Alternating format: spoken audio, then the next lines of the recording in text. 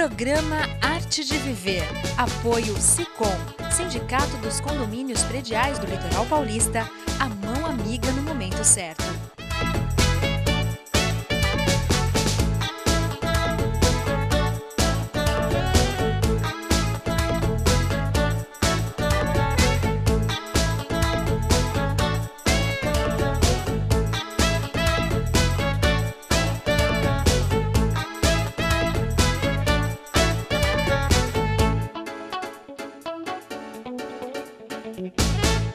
É muito bom estar com vocês novamente.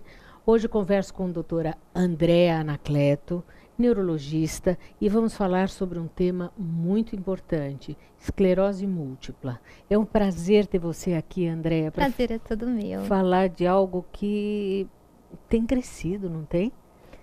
O diagnóstico, pelo menos? Hoje em dia, com a facilidade do diagnóstico, dos exames, a gente tem feito mais diagnósticos de esclerose múltipla, com certeza. O que é esclerose múltipla? Esclerose múltipla é uma doença autoimune, desmielinizante do sistema nervoso central. O que é isso? É uma doença que o nosso próprio organismo acaba produzindo de certa forma. Então, nós temos um sistema imune que vai nos proteger de infecções, vai nos deixar rígidos para o dia a dia. Por algum motivo, esse sistema imune, ele passa a não só proteger, mas atacar o nosso organismo. E ele vai atacar justamente o sistema nervoso central, que é o cérebro, o cerebelo, o tronco cerebral e a medula. E isso pode levar a alguns sintomas neurológicos, alguns déficits, algumas alterações neurológicas. Agora, por que se chama esclerose? Bom, essa é uma pergunta que todo mundo faz e muita gente confunde. Por quê? Esclerose é um termo usado para quando, por exemplo, o vozinho que esquece muito, que tem algum quadro demencial, tem um Alzheimer, a gente fala, meu vô está esclerosado. E muita gente confunde a esclerose múltipla com o vovô demenciado. E uma coisa não tem a ver com a outra. Esclerose veio porque os patologistas, ao fazerem o diagnóstico, eles faziam as biópsias cerebrais e viam que algumas regiões do cérebro onde tinham a cicatriz causada pela doença ficavam endurecidas. E os patologistas dão o nome de regiões endurecidas como esclerose. Por isso que ficou esclerose. E múltipla, porque eram várias cicatrizes. Então, ficou esclerose múltipla. Agora, Andréa, ela ocorre em muita gente, mais em jovens, mais em idosos? Ela ocorre principalmente em mulheres brancas, na faixa etária de 20 a 40 anos. Geralmente ela comete mais a população do norte. Não do norte do país, mas do hemisfério norte. E acredita-se que por causa da intensidade da luz solar, isso ocorra. Ela é hereditária? Não, não é hereditária. Porém, para que se tenha esclerose múltipla, você tem que ter uma predisposição genética. Mas ela não é hereditária. Então, não quer dizer que se eu tenho esclerose múltipla, minha filha vai ter. Não. Essa é uma predisposição genética. E acredita-se que apenas 1% da população que tem esclerose múltipla, algum familiar vai ter também esclerose múltipla. Então, porque você falou que é uma doença autoimune. É uma doença autoimune. Vamos explicar para o nosso telespectador o que é uma doença autoimune? Bom, o nosso organismo, então, tem o sistema imune que vai nos deixar rígido. O que é rígido? Deixar saudável para o dia a dia. Então, qualquer bactéria, qualquer vírus que nos encontre, o que vai acontecer? O nosso sistema imune vai combater. E é como se o nosso sistema imune fizesse um gol contra. Cada gol contra que ele fizer é como se ele fosse atacasse também o nosso próprio organismo. Então, além dele atacar as bactérias, os vírus, ele passa também a atacar o nosso organismo. No caso da esclerose múltipla, ele passa a atacar o nosso cérebro, a nossa medula, o nosso tronco cerebral, o nosso cerebelo. E isso, cada vez que ele ataca, pode gerar um déficit neurológico, algum sintoma neurológico. Agora, vamos falar um pouquinho dos sintomas, Andréa. Quais são os sintomas mais frequentes da esclerose múltipla? Bom, os sintomas podem ser diversos, tá? Por quê? Não existe uma regra de onde o nosso sistema imune vai atacar o nosso cérebro. Então, a gente pode ter desde parestesias, o que é isso? É uma falta de sensibilidade. Então, uma falta de sensibilidade, por exemplo, começa no pé, vai subindo, ela melhora. A gente pode ter um déficit motor, então a pessoa pode ter uma paralisia de um membro e depois melhorar. Podemos ter alteração visual, isso acontece com muita frequência, e depois melhorar. E a gente pode ter uma sequência desses sintomas até que se faça o diagnóstico de esclerose múltipla, que são os surtos. Agora, a pessoa, o exame, esse diagnóstico é detectado através de uma ressonância magnética? Qual é o exame? Como é que é feito? A partir do momento que a gente tem uma história clínica compatível com uma hipótese de esclerose múltipla, a gente vai para os exames complementares. O principal exame complementar é a ressonância do neuroeixo. Então, ressonância encefálica, medula cervical, torácica e lombar. Nessa ressonância, a gente vai ver se tem alguma lesão que justifique aquele sintoma e que seja típica de esclerose múltipla, que siga uma evolução, então várias idades de lesões. Isso a gente tem todos os critérios. Além disso, a gente pode se utilizar de outros exames, como, por exemplo, a punção licórica, que é um diagnóstico paraclínico, entre outros que hoje em dia a gente tem disponível, inclusive, pelo SUS. Já voltamos a falar. Ouça agora uma dica do Dr. Rubens Moscatelli, presidente do Sindicato dos Condomínios Prediais do Litoral Paulista.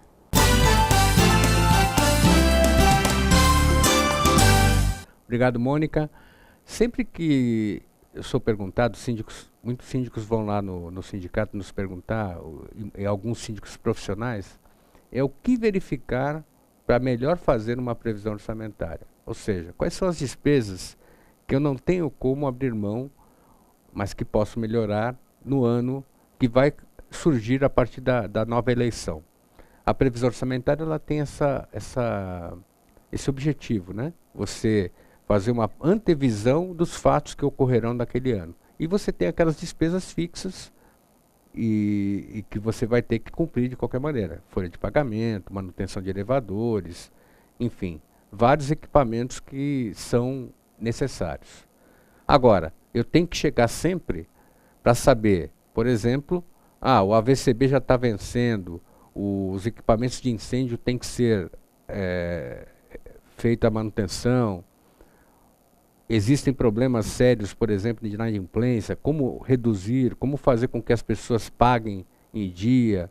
Tudo isso, o síndico que vai assumir, especialmente o síndico profissional, ele tem que analisar até para poder fazer a montagem do seu valor de remuneração mensal. Para que ele possa ver, olha, vou ter mais trabalho nisso ou naquilo, portanto, o meu preço vai ser esse, para conseguir chegar no meu objetivo. Não aceite, quando você é condômino, aquelas propostas mirabolantes. Por exemplo, eu vou cobrar um preço muito baratinho e vou te apresentar a melhor eficiência. Isso aí está fora de questão.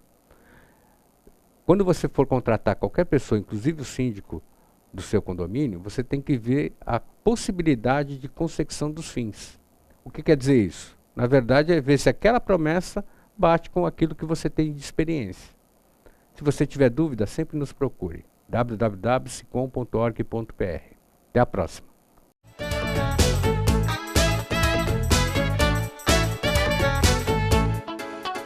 Comunicado. A Escola Santista de Astrologia está com inscrições abertas para os cursos regulares de formação em astrologia. Curso básico com turmas manhã, tarde e noite, interpretação de mapa astrológico, previsões e supervisão de mapas. A escola ainda oferece atendimento de mapas astrológicos e uma grande variedade de livros. Escola Santista de Astrologia, Rua Goitacazes, número 8. Telefone 3284-9714. Santos. O Smart Center oferece salas executivas que podem ser utilizadas por hora, dia ou mês, além de auditórios para treinamentos, cursos e seminários, salas de reuniões e o exclusivo programa Link, em que o cliente pode divulgar o endereço e telefone do Smart Center para receber encomendas, correspondências e recados. Uma opção inteligente que tem como diferencial aliar comodidade e baixos custos. Smart Center, o seu escritório virtual definitivo.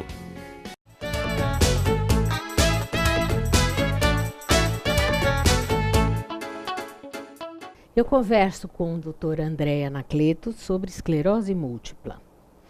Andrea, existem diferentes tipos de esclerose múltipla? Sim.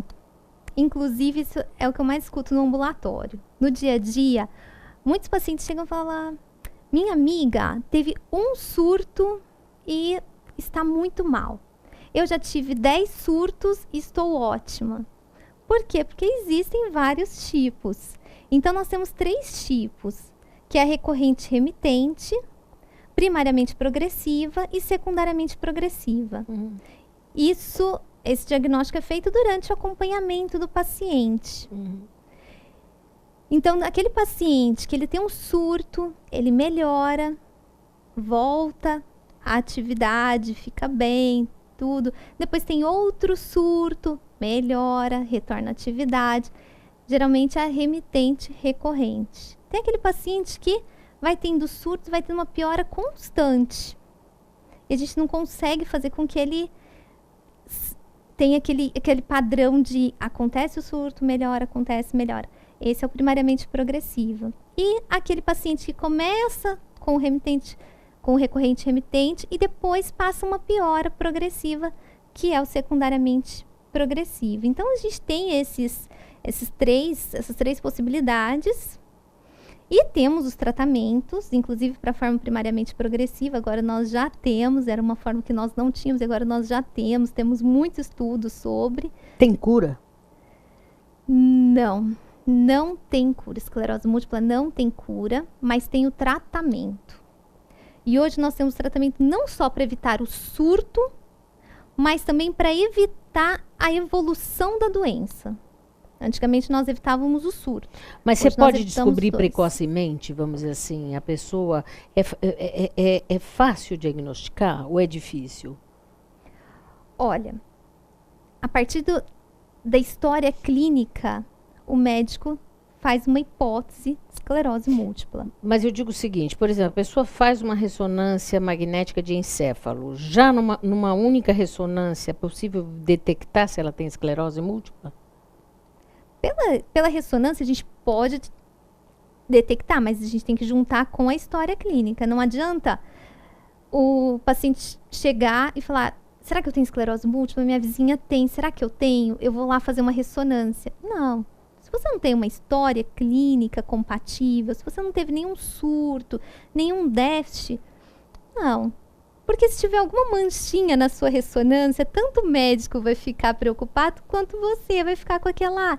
Não fecha critérios para esclerose múltipla, mas eu tenho uma manchinha, que pode acontecer. Existe algum tratamento que a gente possa fazer para se evitar essa doença? Bom, nós não temos um tratamento para evitar, mas o que a gente orienta a população em geral? Primeira coisa, não fumar. Bebida alcoólica não foi relacionada à esclerose múltipla, mas também sempre bom manter uma vida saudável, sem bebida alcoólica, mas principalmente não fumar, manter os níveis de vitamina D sempre estáveis, sempre estabilizados. Então, se tiver uma deficiência, apenas corrigir, não precisa doses elevadas de vitamina D. E ter uma vida saudável, tomar sol, passear, ir para ar puro. Uma vida saudável, com certeza, ajuda, né? Ajuda muito a evitar doenças autoimunes. Agora, como é que a gente pode detectar se um paciente está em surto, por exemplo? O surto é um déficit que dura mais que 24 horas. Então, se eu estou bem e passo a ter alguma alteração neurológica que dure 24 horas ou mais, isso é um surto. Ou se eu tenho esclerose múltipla, tenho um déficit, por exemplo, tenho uma perda da sensibilidade ou então um déficit motor, e esse déficit piora por mais de 24 horas e na ausência de febre ou qualquer quadro infeccioso, isso é um surto. Mas isso a pessoa também precisa diferenciar se ela não tem problema de coluna, se ela não tem pensamento de nervo, nada disso. Porque senão eu sei que tem várias pessoas que vão surtar, achando que... Surtar no sentido assim, né? Vão achar... Porque tem gente que tem hérnia de disco, que tem um monte de outros problemas, né? Compressão por hérnia ou alguma outra coisa, e já vai achar que é esclerose múltipla. Então, talvez seja importante a gente diferenciar também, Com não? certeza, com certeza. Eu acho que o que você diz é assim, é uma parestesia recorrente, que não melhora, mas que não foi diagnosticada como compressão. Claro, claro. Não, assim, se você faz um tratamento, por exemplo, com um neurocirurgião, você já sabe que você tem um problema de coluna que pode gerar uma lombocetalgia, então uma dor que começa na coluna e irradia para a perna. Isso não é esclerose múltipla. A piora dela, por mais que 24 horas, pode ser só de uma alteração muscular, uma contratura, não é esclerose múltipla. Certo. Quando é que a gente inicia o tratamento para esclerose múltipla? Sempre após o diagnóstico, a gente já começa o tratamento. Então, a gente conversa com o paciente para avaliar. Nós temos vários tipos de tratamento. E a gente sempre conversa com o paciente para ver o que é melhor dentro das características desse paciente. Para que ele tenha melhor qualidade de vida vivendo com a esclerose múltipla. Hoje em dia nós temos muitas doenças autoimunes e graças a Deus nós temos muitos tratamentos para que o paciente tenha uma vida tranquila, boa. Já voltamos a falar. Ouça agora a doutora Elizabeth Gaspar, especialista em endodontia, dando uma dica sobre saúde bucal.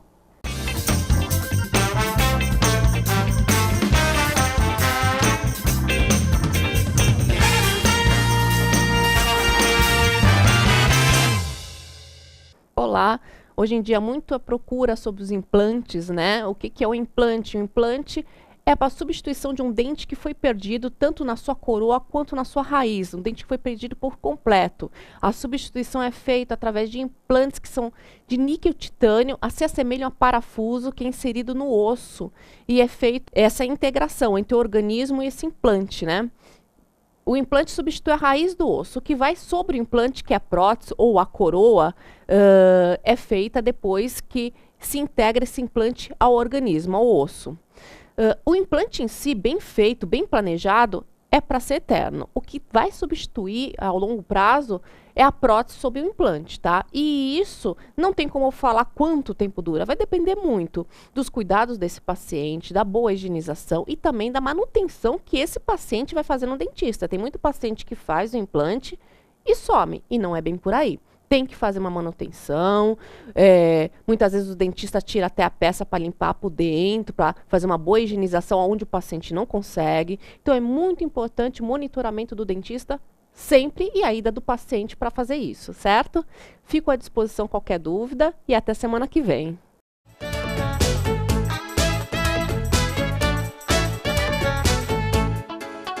Comunicado. A Escola Santista de Astrologia está com inscrições abertas para os cursos regulares de formação em astrologia. Curso básico com turmas manhã, tarde e noite, interpretação de mapa astrológico, previsões e supervisão de mapas. A escola ainda oferece atendimento de mapas astrológicos e uma grande variedade de livros. Escola Santista de Astrologia, Rua Goitacazes, número 8. Telefone 3284-9714. Santos.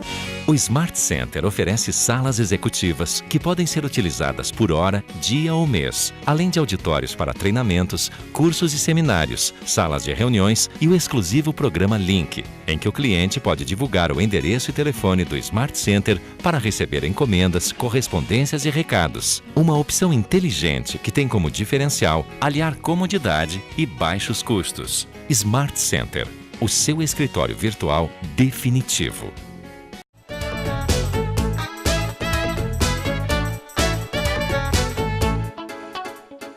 Eu converso com a doutora Andréa Anacleto, mas antes confiro uma dica do designer Eloy Oliveira. Eloy, qual é a dica de hoje? Então, dica de hoje,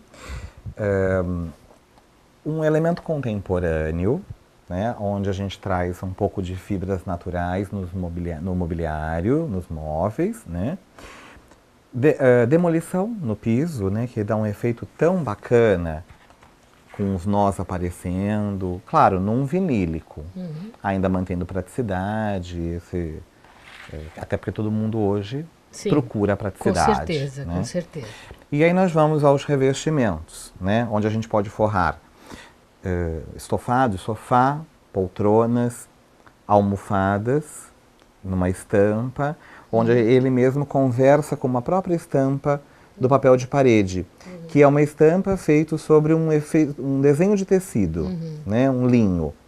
Então, que está em cima até de um desenho clássico, né? Então esse efeito fica muito interessante de misturas de estampas, né? A gente também vem na composição com a estampa e tricô, que também dá um super charme. O tricô está super na moda, é um efeito de trama, mas vendido a metro, como um tecido, tá? Cortina de linho, né? Bonito, Imagina, né? a caída dessa cortina toda feita num linho, em prega macho, que daria um efeito bem charmoso. Bonita. Não é? Então, aqui a gente está falando de elemento neutro. Quando... é um quarto mais sóbrio, né? mais sóbrio, quando você não quer cor. Você quer manter a neutralidade. Então, os tons de bege, marrom, cinza vão se complementando, vão se unindo e não tem nenhuma chance a uma cor. Mas entraria bem aqui qualquer elemento de cor nessa base neutra. Muito legal essa dica. Até semana que vem. Que bom. Até semana que vem. Andréia, pacientes que têm esclerose múltipla podem ter filhos? Podem. E muitos pacientes têm. As crianças são lindas. Podem ter filhos, sim. Durante o período da gestação, a paciente, ela de certa forma está protegida, porque o nosso sistema imune, ele acaba dando uma trégua para a doença. Então, para a gente proteger o bebê, o sistema imune de todas as mulheres acaba ficando um pouquinho menos ativo. E isso ajuda também na esclerose múltipla. Então, as pacientes podem ter. Apenas conversar com o seu neurologista quando estiver programando. Mas tem muitas pacientes também que chegam e avisam. Doutora, eu já estou de 3 meses. A gente tira a medicação, organiza, orienta. Segue uma gestação tranquila. Na hora do parto, a gente manda todas as orientações. O parto pode ser normal, pode ser cesárea, conforme a orientação do obstetra. O pós-parto, a gente orienta tudo direitinho. E a vida tranquila. Tudo tranquilo. E a alimentação interfere na doença? Sim, porque ajuda o sistema imune. Então, tudo que a gente ajudar o sistema imune, a gente acaba interferindo na doença. A alimentação saudável é o ideal. A alimentação com muitas vitaminas, então um prato bem colorido é o ideal. Em todos os pacientes, não só nos pacientes com esclerose múltipla, como na população em geral. O ideal é sempre ter uma vida saudável. Então, a alimentação influi, sim, sempre algo saudável. E atividade física? A atividade física deve ser praticada por todos. E também por quem tem esclerose múltipla. Ele tem que praticar, isso ajuda muito no dia a dia, no emocional do paciente, no tratamento. Então, tem que ser praticado, pode ser praticado qualquer tipo de atividade. Só o neurologista vai indicar assim, para cada paciente, só se tiver algum déficit, alguma coisa, a gente orienta, mas tem que praticar. E o estresse? O estresse pode causar esclerose múltipla? O estresse, ele não pode causar esclerose múltipla, mas o paciente com esclerose múltipla, ele pode ter uma tendência um pouquinho aumentada para ter um surto, se ele for uma pessoa muito estressada, não tiver uma qualidade de vida, então ele tem uma propensão maior a um surto. E o SUS? Como que o SUS auxilia a pessoa que tem esclerose múltipla? Bom, o SUS, ele fornece todo o tratamento para o paciente com esclerose múltipla. Geralmente é um tratamento caro, e o SUS fornece todo o tratamento. Além disso, nós temos os centros que tratam esclerose múltipla. Em Santos nós temos 2. Em São Paulo, cada universidade tem também o seu centro de referência em esclerose múltipla. O seu é o da Unimes. Isso, da Universidade Metropolitana de Santos. Nós temos um ambulatório e atendemos os pacientes da Baixada Santista. E como é que funciona lá? A pessoa chega, como que é esse centro? Conta pra gente. Bom, assim como em qualquer serviço do SUS na cidade, o paciente ele tem que ter passado por uma policlínica e ter um encaminhamento para chegar no centro de referência. Porém, caso ele tenha alguma dúvida e precise ir direto, a gente dá o primeiro atendimento, dá toda a orientação para o paciente e depois ele se organiza em relação à parte burocrática do SUS. Mas o paciente ele pode tanto ir na universidade como também fazer toda a via, passando pela policlínica, sendo encaminhado direitinho, porque isso é uma exigência da prefeitura para a solicitação dos exames, tudo. Para que a gente possa Mas a fazer pessoa direitinho. não fica... Isso é importante você saber, que se você tiver essa doença ou conhecer alguém que tenha, você tem todo o atendimento gratuito pelo SUS e você pode,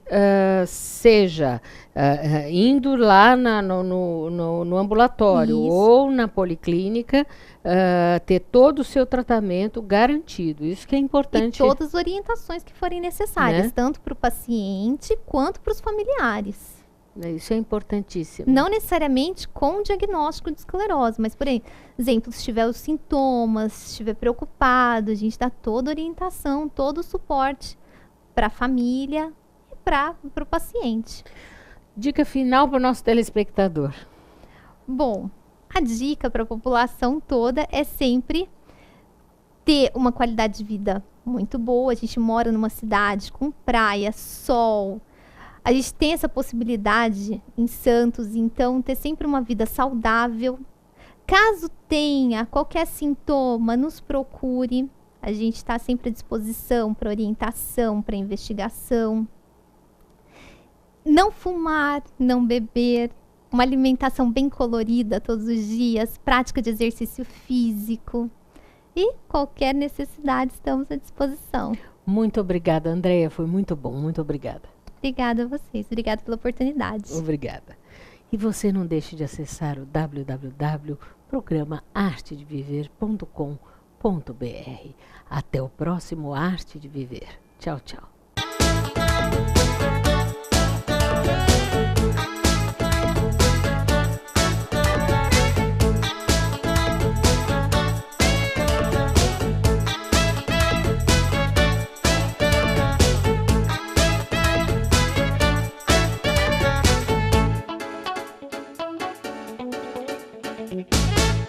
Programa Arte de Viver. Apoio Sicom, Sindicato dos Condomínios Prediais do Litoral Paulista, a mão amiga no momento certo.